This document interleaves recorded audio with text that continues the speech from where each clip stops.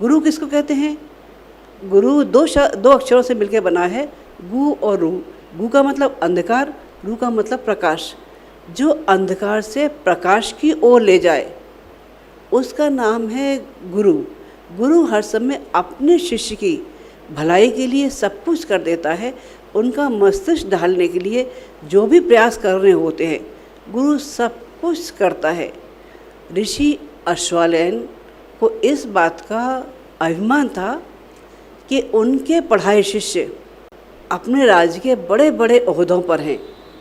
कोई मंत्री है, कोई महामंत्री है, कोई सेनापति है, कोई कुछ है, कोई कुछ है। इस बात का वो बहुत गर्व करते थे। लेकिन एक दिन जैसे ही उन्हें सुना कि उनका एक शिष्य देवव्रत बहुत विद्वान था, लेकिन अब उसकी आदत दस्यु बनने की हो गई। दस्यु का मतलब क्या?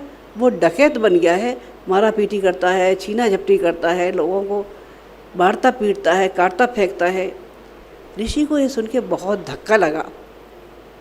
उन्होंने कहा अपने शिष्य को कैसे संभाला जाए, क्या किया जाए। उन्होंने अपने शिष्यों से उसका नाम पता पूछा, ठिकाना पूछा। शिष्यों ने बताया कि वहाँ रहता है। अब ऋषि अश्वलायन चल दिए। शिष्यों ने बहुत समझाया, गुरुदेव आप रहने दीजिए, लेकिन ऋषि अश्वलायन नहीं माने। वो चल दिए। अंधेरी रात थी और रात में बारिश हो रही थी, कभी कभी बिजली कौंध जाती थी। वो आगे बढ़ते रहे। उन्होंने देखा एक आकृति सामने खड़ी है। आकृति सामने से बोली, राहगीर रुक जाओ वहीं। ऋषि अश्वलायन कुछ नहीं बोले, आगे बढ़ते रहे। दोबारा फिर उन्होंने कहा, राहगीर रुक जाओ वहीं, नहीं मेरा वार हो जाएगा। अश्वलायन फिर नहीं रुके, वो आगे बढ़े। वो आगे बढ़े तो देवव्रत जो दस्यु बन गया था, उसने तलवार उठाई और उनके सिर पे दे मारी। जब खून का फुहारा निकला और बिजली की कौंध आई तो देवव्रत एकदम चिल्लाया, गुरुवर ये क्या किया? ऋषि अश्वलायन कहने लगे, बेटा मेरे ही शिक्षा में कोई कमी थी जिससे मैं आज ये देख रहा हूँ कि मेरा शिष्य अपने राह से भटक गया है।